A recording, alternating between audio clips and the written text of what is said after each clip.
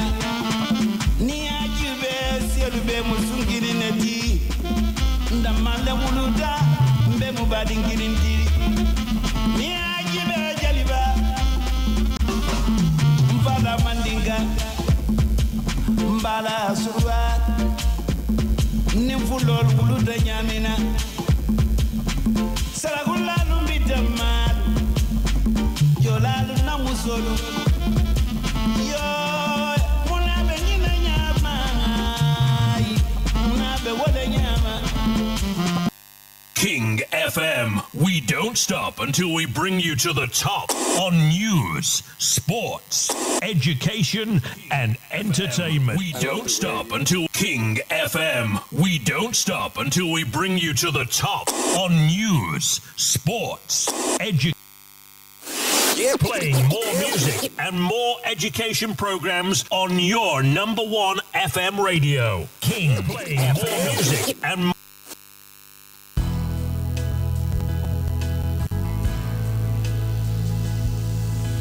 What if your deepest part is disconnected? You're so shut down that you can't feel. What if a question could bridge our hearts? Through our pain, through our words, through our fears. Oh, it's time to break out of that box that finds your freedom to be known and loved simply for being you. Through talking matters, you'll build connections with people who matter just like you.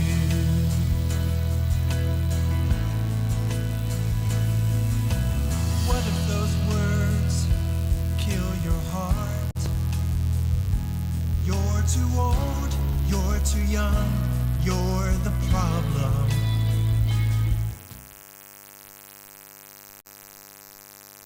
Faith in your God, with yourself and with a few.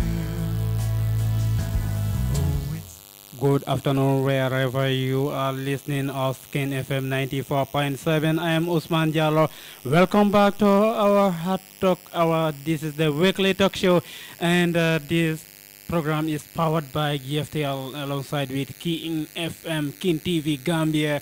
That's one of the biggest programs at King FM Radio, and I'm saying hi to you all wherever you are listening to us, from Banjul to Basse, Katun to Koine, Birkama to Bansan. We are saying to you hi once again. Have a dream, you must pursue. And we didn't forget the diaspora people wherever you are tuning us on our King TV Gambia. This is the Hot Talk Hour. It's a weekly program. We call it Hot Talk Podcast. Hosted by Usman Diallo. And today our guest is Gftl. What is the meaning of Gftl? Gambia for Term Limits movement.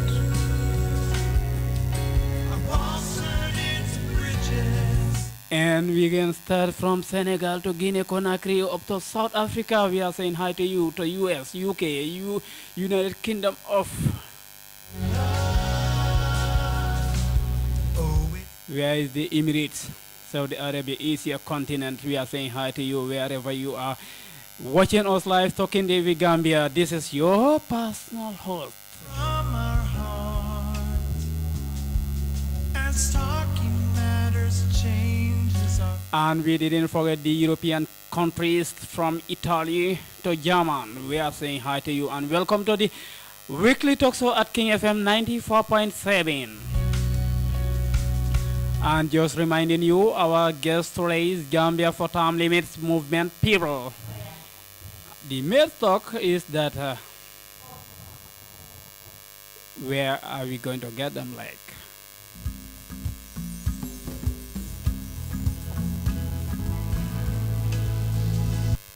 We will have Bakari and he is online directly, and also we will have Musha Kote at Skin Sports. What if your deepest part is as they are the founder of movement.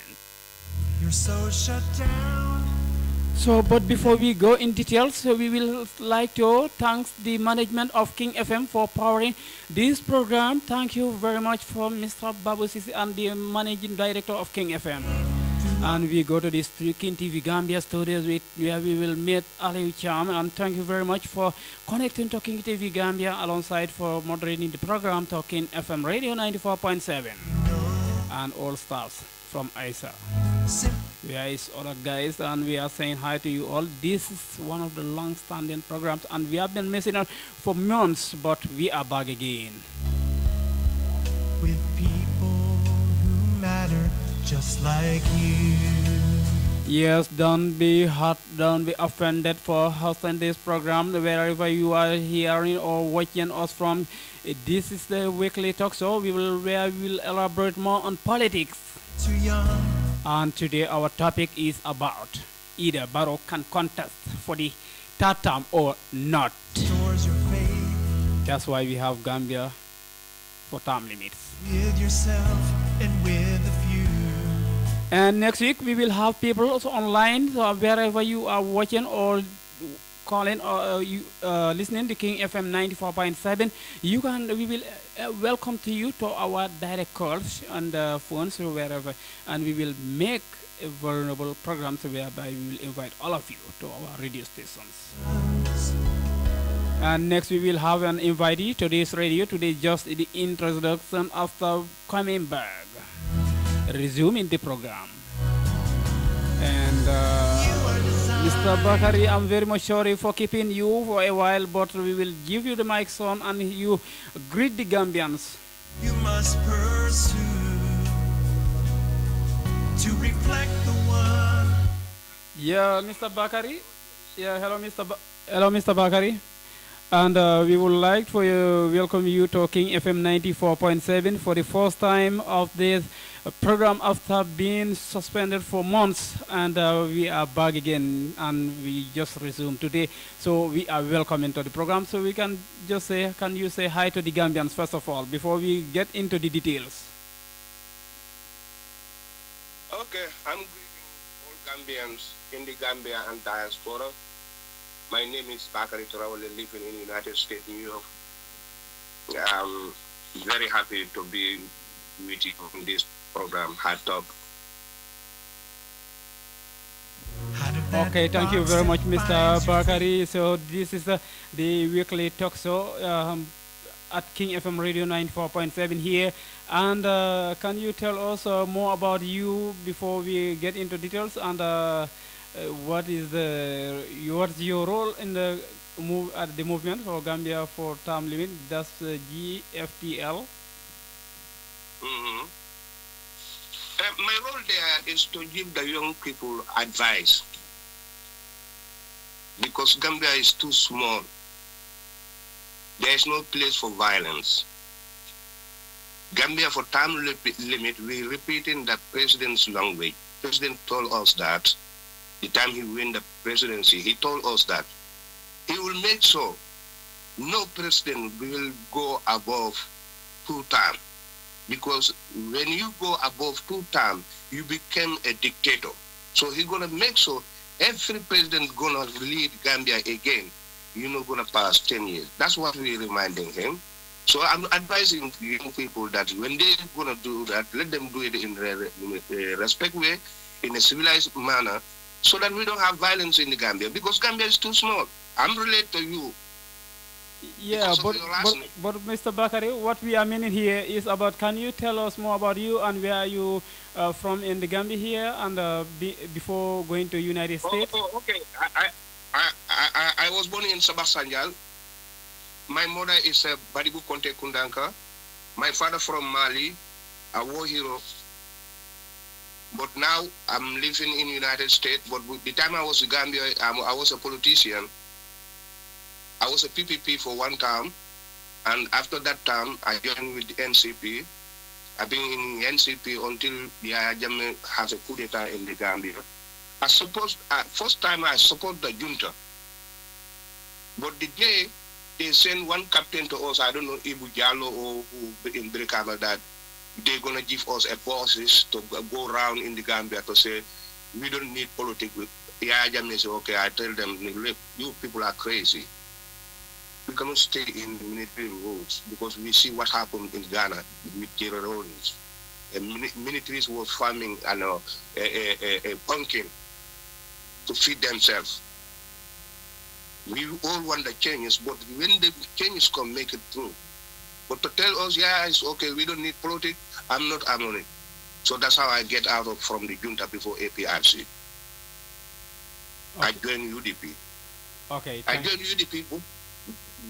Right now, my focus is on Pan-African because there is no politics in Gambia. Because politics is not for families and something or friend or my kind. Politics, if you're going to be a politician, you have to know the interests of the country, and your vision is supposed to be the country vision. Not the education you have, not the certificate you have. The vision you have for your country. That's more important than your certificate. But Gambians don't understand that. So if you want to involve with them in the politics there, it brings chaos in the families. So that's why I forgot about the Gambian politics today. I focus on Pan-Africanism and we're making progress.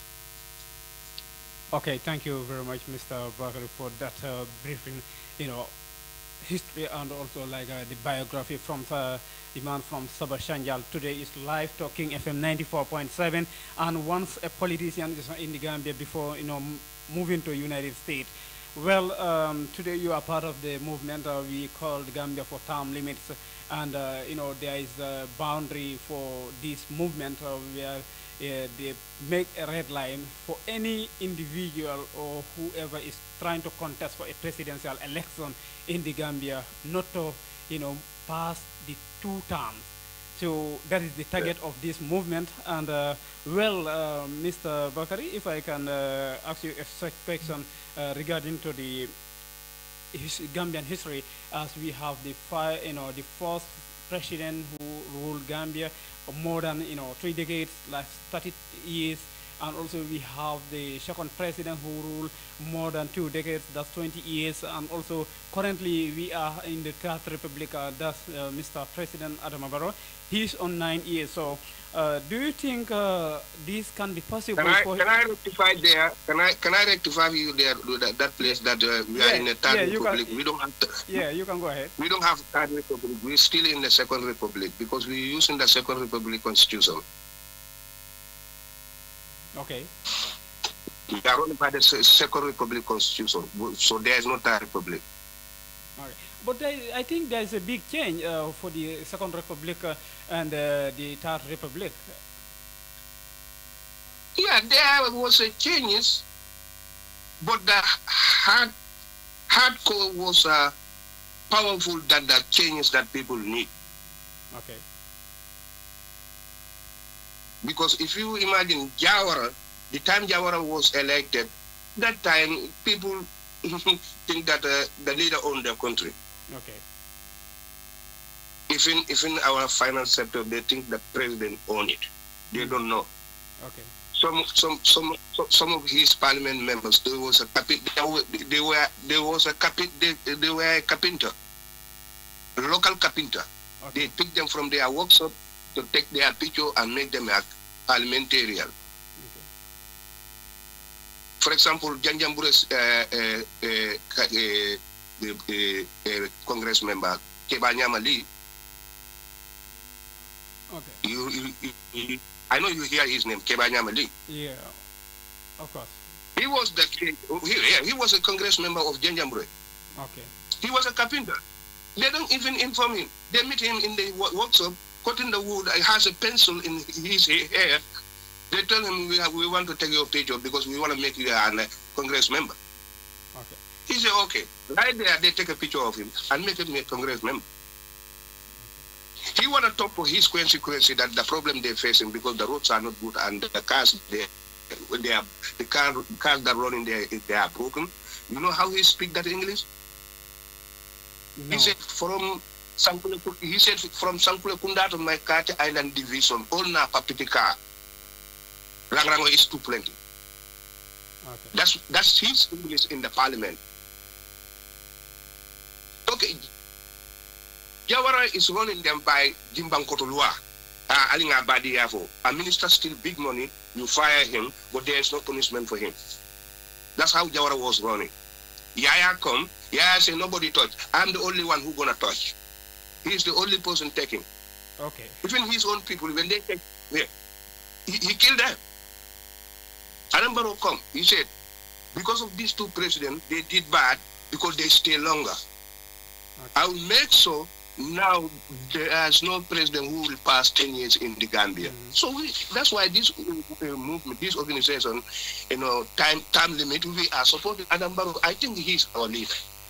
Well, thank you very much, Mr. Bakari. Okay, because like so Senegal and in our neighboring country, mom Kufa jitu on moy Mr. Macky Sall dafa waxoon mu ne jàmm Sénégal bi lu mu jar da koy jënd léegi nag askan bi dafa génnoon ñu ne kon jàmm Sénégal bi lu mu jar pour nga bañ a contest that term. So do you think also that slogan is coming to Gambia? am nga Macky moom ñaar la doon xeexal. Macky dafa doon xeexal ak opposition bi di xeexal ak parti boppam. loolu moo tax ba mu ñàkkee pexe mu wakkil leneen suma prime ministre bi la tànn pour mu taxaw waaye moo nekk di undermine kooku duñ dee tuddante duñ dee wax xam nga yàlla moo yore changes. God own the changes. But with the honest country people, with the honest citizens, you have to be honest with your country. God will give you a good leader. But if you are not honest to your country, God will give you your hard leader.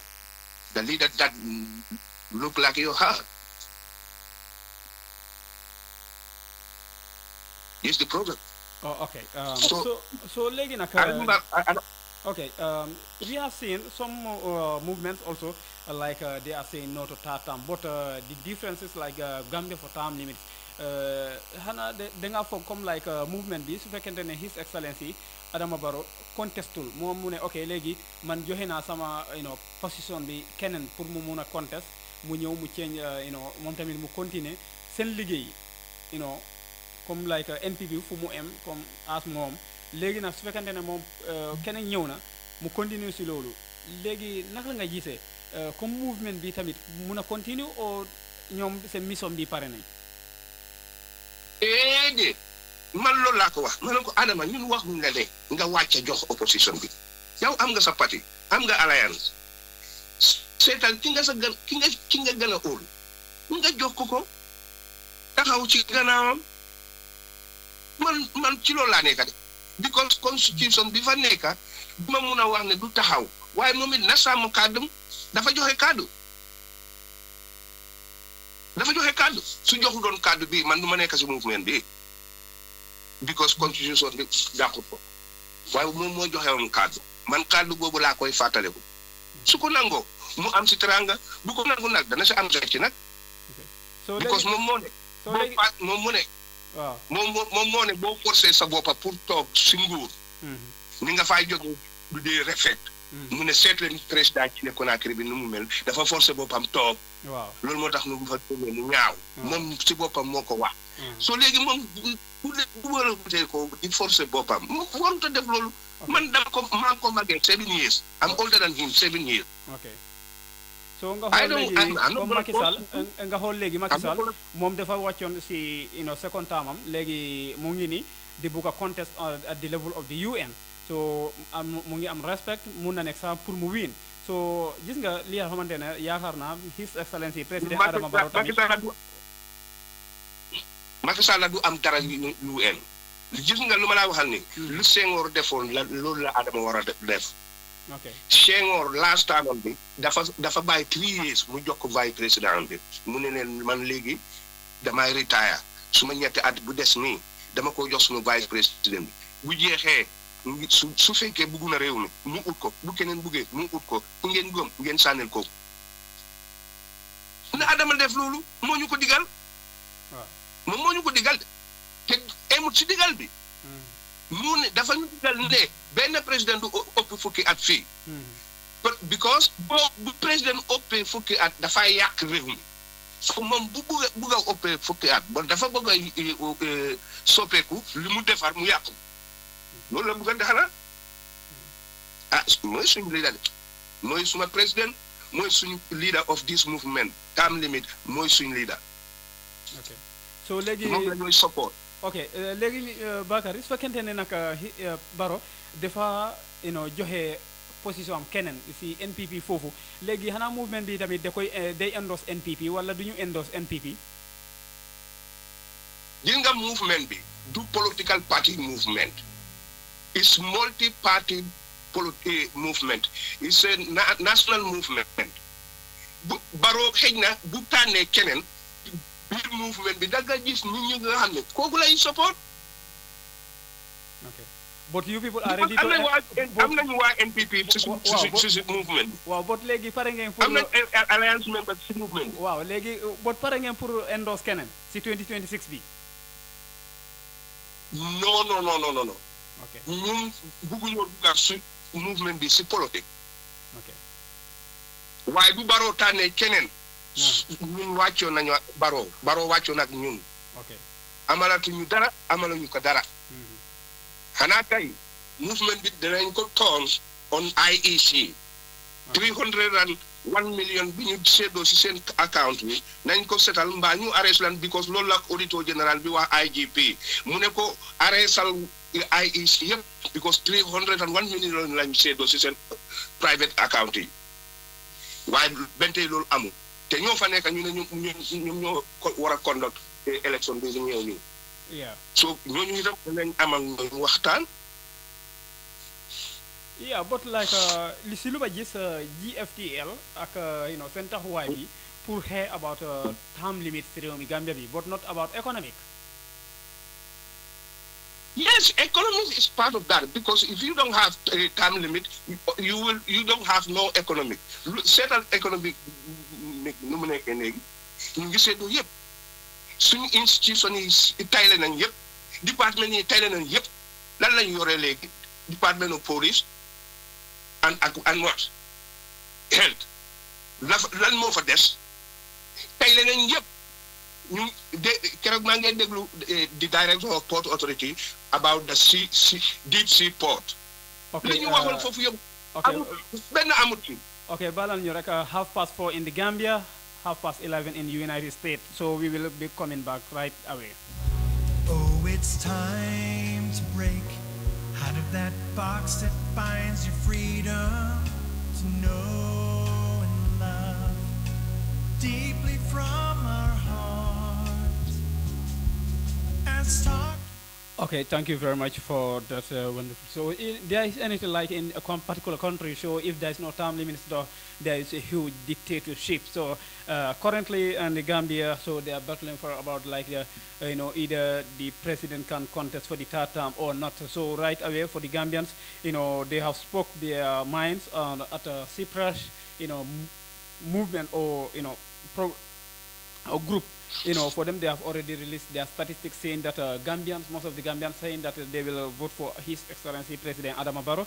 But fii am na movement tamit waaw am na movement boo xamante ne taxaw nañ pour boo xamante ne pour bañ wala lànk Barrow pour mu mun a contest di taataam because lu xamante ne luy jur wala luy lu tax boo xamante ne réew mi Gambie bi mun a sax jàmm because yaakaar nañ su fekkente ne contestul wala dafa joxe position am si keneen so His Excellency Président Barrow wax na mu ne dafa bëgg NPP des si réew mi Gambie bi for 100 years because loolu moo tax mu ngi taxawal ay NPP bureau si réew mi Gambie bi so léegi nag su fekkente ne moom wàcc na joxe keneen mun na nekk dangaa yaakaar moo kooku mënul wiinaat presidential election bi. waaye li Sibra wax de Sibra mu ne 32 rek ñoo ne dinañ ko votal waaye man mënuma garanté waxi Sibra boobu because soo ne 32 moo bëgg a votal Adama Barrow NPP da nga war a wax ñaata moo bëgg a votal doy ñaata moo bëgg a votal UDP ñaata moo bëgg a votal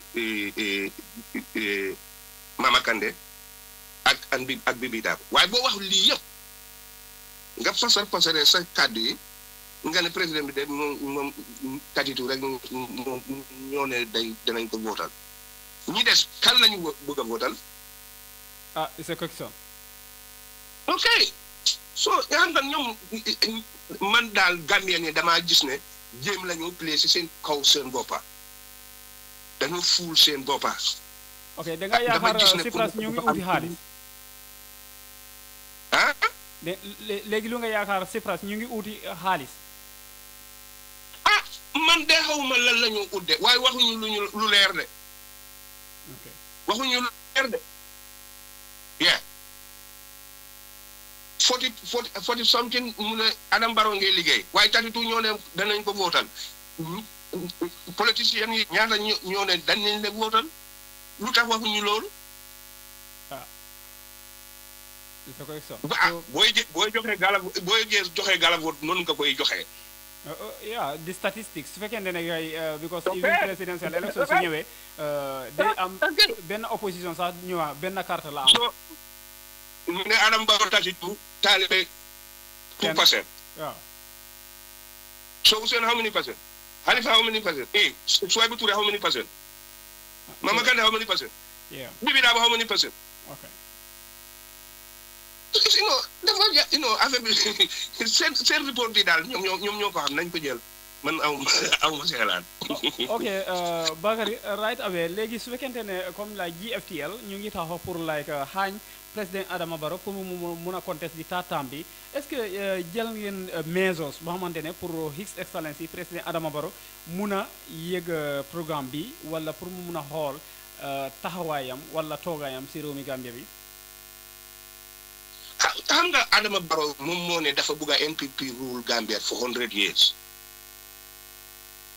right? Yeah. moom léegi mu ngi 60 years.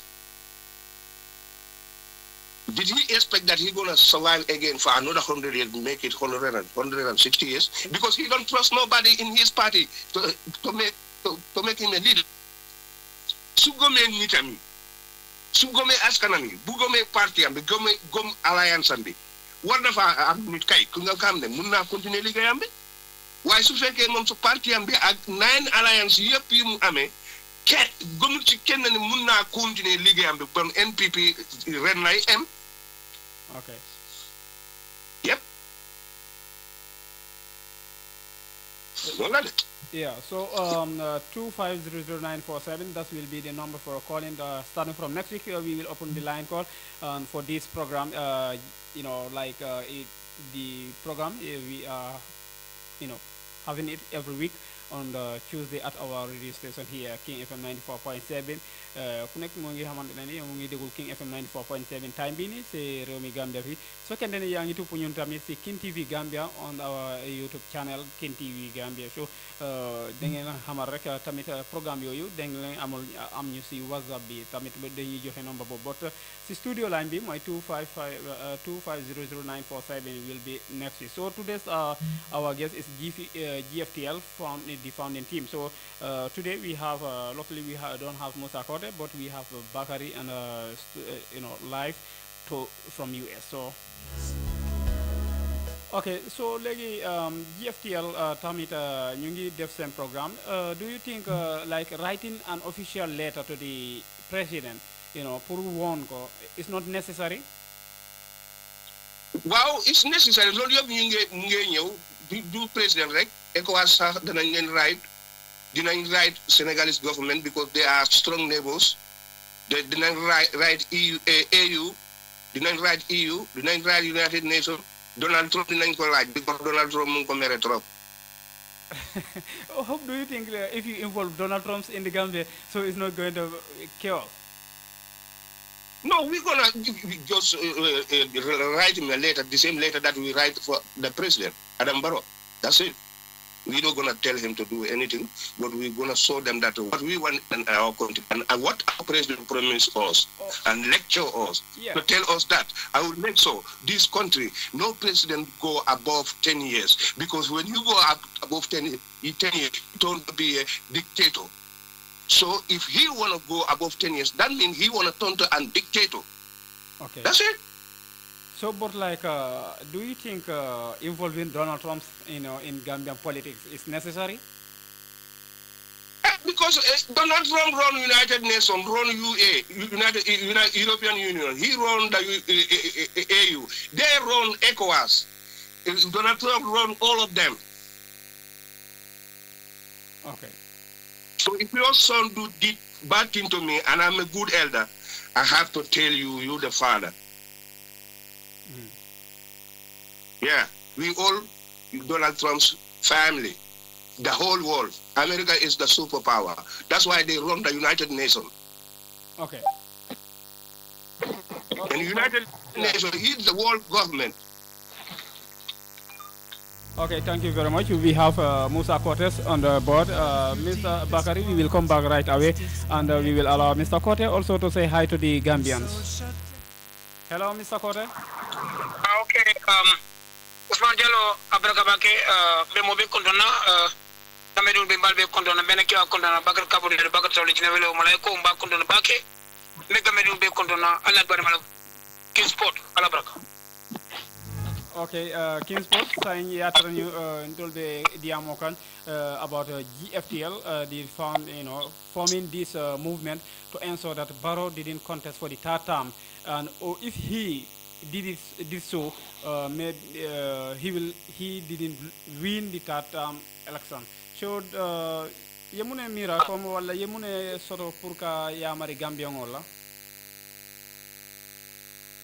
Yo abrakabake Usman Jallo mo be kondona King FM be mo be kondona mbala si yo kondona ala dokula be me gambe dum fan be kondona yo membe keri wala mo yamro be dame wala mo president Barrow na Alpha Almati bankola president mo carte wala sindi yo bari president Barrow warshota no command wat fana ya fure ala pataro ni masakunda kono ako mansa merimba ako ake kule sabu so mansa manne mela dum loi men be sansanna e bo loi dum dale kamme so e basti dale mo kana bondi wala mi ko nyin tamli mi to nyimbe dum dale ko kadu nim mansa meta e ke ko fanke boy konole dama ke ke bitte tolet kadu bu kana kristor baga pour e ministre pour do ko fanke to wato sita nata pour nin ka dal ko Mr President ko gamme bu gamme dum frabele wala so hormone bunya kono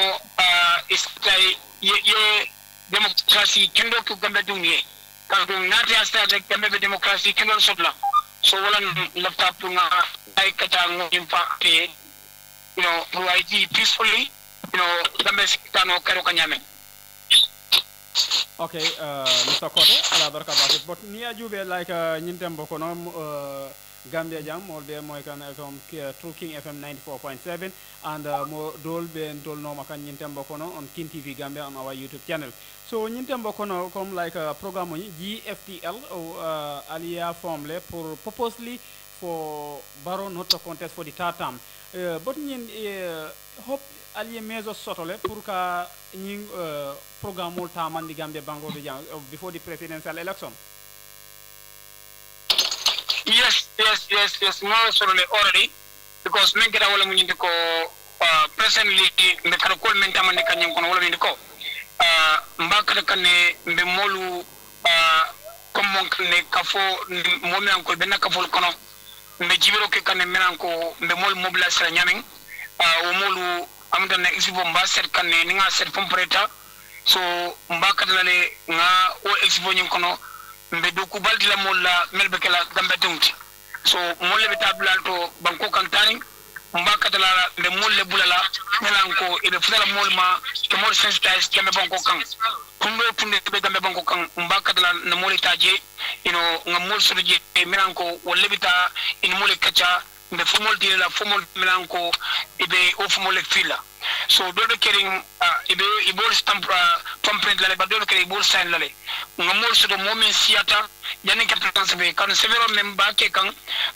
asevero ni ngakma sele already pour que severo ke kan severo fonga ko la nyokan yo severo ko la nyokan amansone ya kan ne be severo ke la manyana malefi nganyina kula wana severo stano le fay calculin si because mena kita Gambia la president ko mele achieve Gambia banko kan anin fanan janin president kana membe Gambia banko bitaka nyamen anin atela na kono Gambia banko tada bunda jumalla anin fanan kola kuju ala sota ala marlo watola okay kola dolbe kiri in sofono fofo mentada bi Gambia banko kan Gambia dole ka karlo fa president bari e kwasle be president Senegal le bakanta kan state house kono so ibalo ko nim president bo tamala nin Senegal le katama men ko dama di mele karto fa ni bukata ni Senegal ni e jokko dola ata daro hana bita America dawda ni tele kata ni a jokko do mi na ko do wol kata bon lo Senegal kono yo anim fanan na dingal men ko be gambe banko kan al marlo kono o dingal be wafi kan anim fanan na ko do men ko e ka kasara gambe banko kan o kusu al fon do sabe ngaji ko ngako ko men sur president bo la watola anim fana nga ate ko men fana sa tentu nga je wala kada fu nyawnya ay volveno dol kele hanal ma expect ko lafta menke nga ay kola ko men dun ke banko ka wala tiata dinal development so bare ibalo ko ninga ni ko beta ngala nyokan wala ka safiroti be men kiyata fange anya ya je ngaje ko Mr. President ilan kada ko ngojele bare ngani fana jele bare sa la femna ni te be denye na bare atram na ambassador because atram na atram na ambassador nin koni atamina ambassador okay itamina ambassador ni dani ifolo nin tu gambe banko kan nin kamala is a good legacy to gambe banko kan nin kamala sama ni to nyinke astono hana de ku gambe banko bo gambe no siampa ya kare di kula dila me warta kan nin president bro nin tono gambe no le akoy ko anyway ndo contest election la atam wa kono bante contest la na fo gambe no le bal fasor bake ibale gambe no be silale yemira hana de ko president bro nin kasar ke mbabla hanile ali ngay fama kar ñu moti ñanko ay fora jibe maintenant na luwa ko na sontala wala mbadani kampuna ay sonyina bar kar ko be ke kan kende ke pour kaje ko to mol mobilize ke ko tamandi anim fanan kana le tro sambaye ngana jibe ni atari amang dunya fanan dunya safe katam lo ko pro diamaye idam ga ne dan kun so ko lan tesna le tro safe pour ay pour na finki em faytane dunya ko felenting ndelamu dum lafta men na wolum to ko mosiatale ngamen fale na president bro ay molso cannot contest this election. Okay, Mr. Kote wala Gambian bingol momol albedami nit ne bon kono albe King FM no moy kan 94.7 come like ni ya jube nyin doku ama easy because like aseke his excellency president Adama Barrow abuko woje nyama so Mr. Kote yamira atol fanan almam pare ka pour kal mulum comme Yana Mar in Senegal because Macky Sall afinti tanu ako fengo fe mumbe kala Senegalese la kay roti abe wo sannale so niam comme like yanamar finti tanu wol ko afo okay then kana contest for the third term so will ya forcefully ama contest so Gambia jam for almam for alpareta pour ka the same scenario wala nyaadilo yeah amunda benen ke kan wala the same scenario lemu par membe ke wala ndiko ndalu o ala akere yama ke ko mo Senegal ya assurer la loi konole Senegal ni système ni assurer loi konole bandama assurer loi kono wala nan ni la ko be kelenti bra fata do mandin kele so ndebe men kele wonde ko president Barrow o ken ndebe findila pour ka dani me dol kela so ni nga dandro ke nga dunia fana se be pour ka dunia ya dan moli ni ko la fa démocratie kende tu gambe banko kan so ni dunia fana e da bulaje kan dunia kay wol ba kan ne equasia asepele already bu ekwas jamu tay ne ko la kaje ko kan ka fodo soto gambe banko kan ni ko kero no ka fol kacar o mu human right ka fodo lati wala ekwas asepele pour ya fa president Barrow pour kan bare wol mu human right ya lo nyento mem banko la nyento be nyamen e ko president Barrow ya dani akana contest election la kan na man contest election la avec gambe la démocratie kinyala le so barna man contest gambe de démocratie kindo sulla men ko mobe be fanjila kono avec le karo gambe banko kan so sai ndelu okay wala sapele dunia fanan équation mo natale president Barrow pour que diamaye pensane o ne na le yari memba équation ngara ale chamar fana da gambele kamana da wato mena imanso moya interview imanso ani moy keta solo journalist ma interview ya escort fana ya samba airport ro hani airport imanso moy kundanya ko kali mala fay diam moy wala mala mi sotu nu gambia ta wala nu gambia pensane so bari membe kering ndella alfa lamati bala alfa lamati amanta na luwa kono so amanta luwa kono lafta ay wala ke dan ro kamala ani hadama yato bari membe je wala mi ko nda ko bula no la wo nyama tatun gambia mom ke luwa dara gambe banko kam mo talulu ani sabalamu diptol me gambe banko kam fani tumbon diptol mel ala tay yalla ndi kam so gambe do la voice wala lola kadu ngajel ko na diptolu okay already wol bribe already ya to la wakto la diptol ki jonen soto nim manyina mo ko ko 25000 dem ba bi president Barrow la ya dimel tani sentema mina mu second president Barrow second term diptol la sarli tatale wultime nin feng ila alonso la ala de yebdal wultime wultime ma fanna so which means that italia ila salary kafle ya moto kendol di la moto mi alko mo da serling mi alko ya demel watola minister bugabula moto menna itel bula wala sinking itum so president Barrow ni diptol be la ren ku kanne so gambe do ni ko be diptol la je pour ni loi fali ni ta falina so merci kene wala mitiko sen wala nan ndel ma fala diptol be do so belalde italia long ke gambe do bondi italia lo yenya kasmolla bari gambe do la voice ndebelon wala la pro stand so wala nan ka fo me ka Senegal ni la ko mu nyatale bari men fata wala ndiko ye men kele e falla loi men dada e fa bol kele kam no mak salfa la men ton down la bantalu atuna loi kono bari gambe do la voice kanon diptol gambe do le sindi par exemple gambe do la sindi ni ngati ko president Barrow ni diptol be la nyokan pour que gambe do ta ke so press so de la wala pour que gambe do nyafita kaje ko o ko nyata danale so time limit kulli man ko mbe parla wala president Barrow kelo next election ni alkita inshallah. Okay, the last question so ñintem bokono wolem alla tageto di so pour ka time limit so ni ay dati Gambia banko do jam but ñintem bokono plan A akana contest di tatam but sign niatra a contesta so the plan B munem the plan B.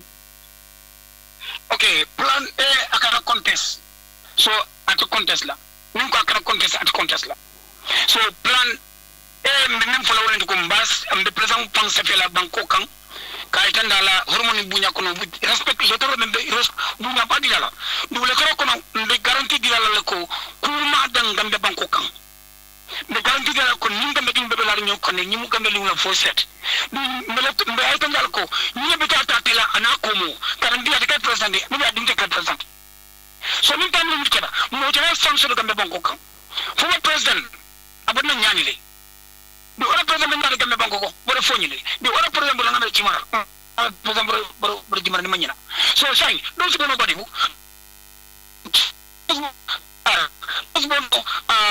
ñamina to du anywhere so membe terror mi ko mbe men tamani kanjang wala mi ko mbe mbakere kan Gambia ke ko America be nyamen ni man sam nam nata itala wato me bakle ji ila first time ka he itala first time mbar nga do ko ke first second time so ika katale do ko ke misa na morsi kablo fa no second time ni second time ke da kun ya banke kitali ni ko he sanke mina jikanne okay Mr. Kore sanke ko to correct.